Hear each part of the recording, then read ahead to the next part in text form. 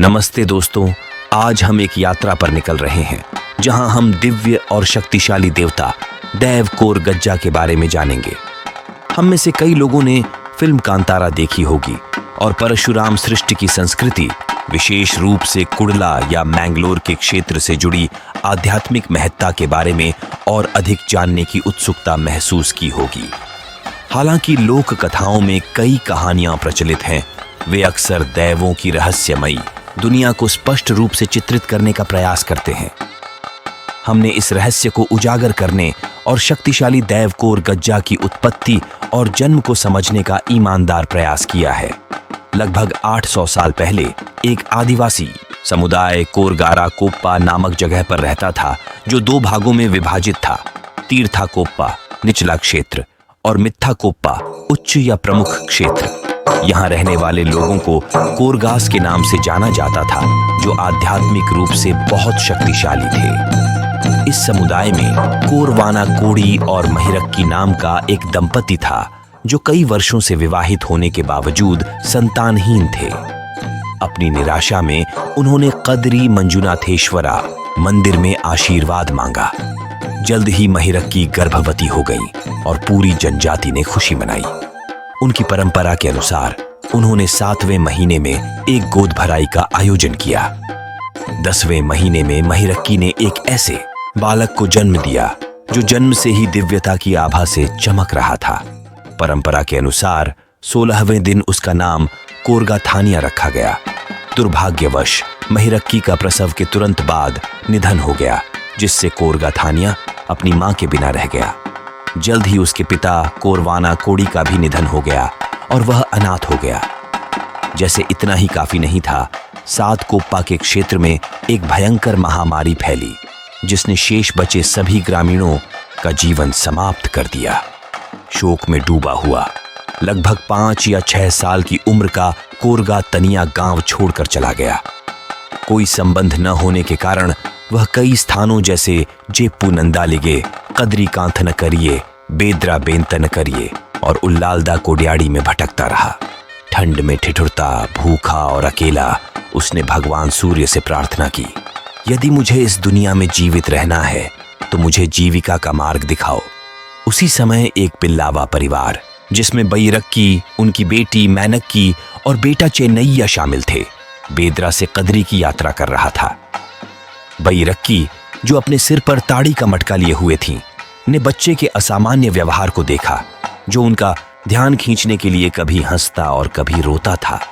मैनक्की ने इस पर अपनी मां का ध्यान आकर्षित किया, जिन्होंने कोरगातनिया से पूछा, तुम कौन हो बच्चा? अपने कपड़ों की कमी से शर्मिंदा होकर वह झाड़ियों के पीछे से बाहर आने में हिचकिचा रहा था। उसकी हालत देख बैरक्की ने ठेरिया, सिर पर भारी बोझ उठाने के लिए इस्तेमाल होने वाला कपड़ा, उतारकर उसकी ओर फेंक दिया। कोरगातनिया ने उसे लपेटा और बाहर आ गया। जब उससे उसकी जाति के बारे में पूछा गया तो उसने विनम्रता से उत्तर दिया, मैं काड़ा कोरगा हूं। उसकी दुर्दशा देखकर बैरक्की का दिल पसीज गया और उन्होंने उसे अपने साथ चलने का निमंत्रण दिया। कोरगातनिया ने आभारी दी और उनके पीछे पीछे चल पड़ा। जैसे ही वे यात्रा कर रहे थे, कोरगातनिया ने अपनी भूख का जिक्र किया। चेन्नैया ने सुपारी के पेड़ की छाल से एक प्लेट बनाई और उसे भोजन परोसा। भोजन करने के बाद कोरगातनिया ने प्लेट को धोया और उसे टोपी की तरह पहन लिया। यह परंपरा अब भी जारी है, जहां वार्षिक उत्सवों में कोरगज्जा कोम्बारा नामक टोपी पहनते हैं। इसके बाद बैरक्की ने तेज धूप में असहजता व्यक्त की, क्योंकि उन्होंने अपनी सुरक्षा के लिए इस्तेमाल किया गया कपड़ा कोरगातनिया को दे दिया था।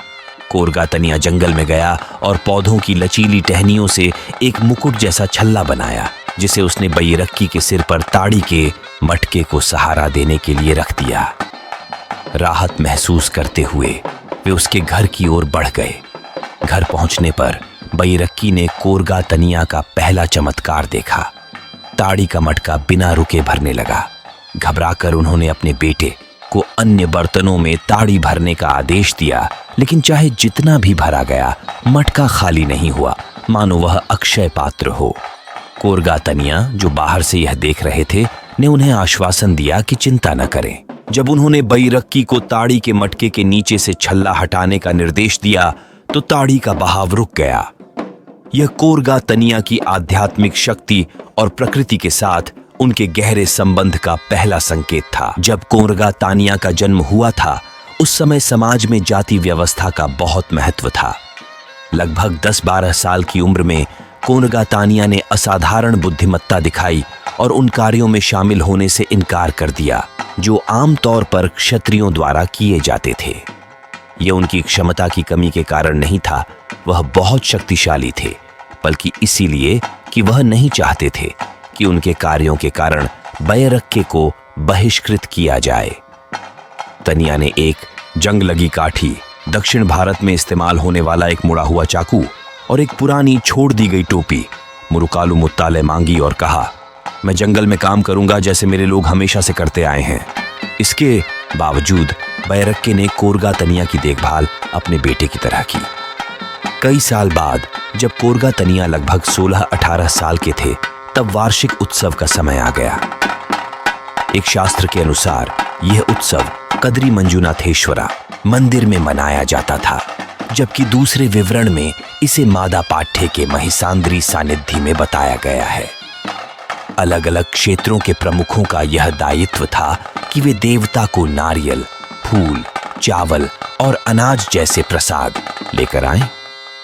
क्षेत्र प्रमुखों के बीच एक अनकही प्रतिस्पर्धा होती थी कि उनके प्रसाद की मात्रा कितनी अधिक होगी। प्रसाद की एक न्यूनतम सीमा अपेक्षित थी और इससे कम कुछ भी अपमान माना जाता था। बैरक्के से यह अपेक्षा की गई थी कि वह इतना बड़ा प्रसाद लाए कि उसे 7 लोगों को उठाने की आवश्यकता हो। बैरक्के ने कोरगा तनिया को बुलाया और उनसे कहा कि वह मुएगरे और बाकुदे जैसे समुदायों से लोगों को इकट्ठा करें ताकि प्रसाद उठाया जा सके। लेकिन जब कोरगा तनिया ने उनसे संपर्क किया तो उन्होंने मना कर दिया। वे तनिया को, जो एक बहुत ही निचली जाति के सदस्य थे, अपने से नीचे मानते थे और उन्हें डर था कि बैरक्के के लिए काम करने से तनिया उनका मालिक दिखाई देगा। कोरगा तनिया बैरक्के के पास लौटे और स्थिति समझाई।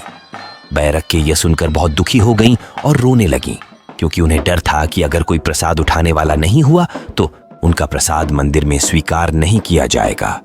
उनकी निराशा देखकर कोरगा तनिया ने यह जिम्मेदारी खुद लेने का फैसला किया और बैरक्के को आश्वासन दिया कि वह काम पूरा कर देंगे। लेकिन इससे पहले उन्होंने एक अनुरोध किया। मुझे काम शुरू करने से पहले एक इच्छा है। क्या है? मैं उन 7 नौकरों और 7 मकरलों को दिया जाने वाला खाना चाहता हूं और मुझे वह ताड़ी भी चाहिए जो तुम उन्हें देने वाली थी। बैरक्के ने सहमति जताई और खाना तैयार किया, जिसे कोरगा तनिया को परोसा। बैरक्के यह देखकर हैरान रह गईं कि वह लड़का, जिसने कभी कुछ नहीं मांगा था, 7 लोगों का खाना खा रहा था। फिर भी उनके मन में कहीं न कहीं कोरगा तनिया की आध्यात्मिक शक्तियों के प्रति जागरूकता थी। खाना खत्म करने के बाद कोरग तनिया प्रसाद उठाने के लिए तैयार हो गए। जब उन्होंने प्रसाद को अपने सिर पर संतुलित किया तो उन्होंने बैरक्के की ओर मुड़कर कहा,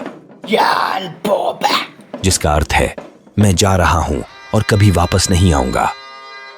तुलुनाडु की संस्कृति में, विशेष रूप से दक्षिण कन्नड़ में, लोग कभी भी हमेशा के लिए अलविदा नहीं कहते, जिसका अर्थ है जल्द ही मिलेंगे। सुनकर बैरक्के बहुत परेशान हो गईं। उन्होंने उसे रोककर पूछा, तुम ऐसा क्यों कह रहे हो? अगर यह बहुत कठिन है तो हम इसे उठाने का कोई और तरीका। लेकिन कोरगा तनिया ने उत्तर दिया, तुम जिन्होंने आज मेरी पीठ देखी है, मेरा चेहरा फिर कभी नहीं देखोगे। कोरगा तनिया मंदिर में प्रसाद लेकर पहुंचे, लेकिन पुजारियों ने उन्हें प्रवेश द्वार पर ही रोक दिया और उनका जाति पूछी। जब उन्होंने कहा कि वह कोरगा समुदाय से हैं, तो पुजारियों ने उन्हें प्रवेश करने से मना कर दिया और उन्हें प्रसाद मंदिर के बाहर छोड़ने का निर्देश दिया। इस व्यवहार से नाराज होकर तनिया ने उनसे सवाल किया, तुम मेरे द्वारा उठाया गया प्रसाद खुशी से स्वीकार करते हो, लेकिन मुझे अंदर आने नहीं देते।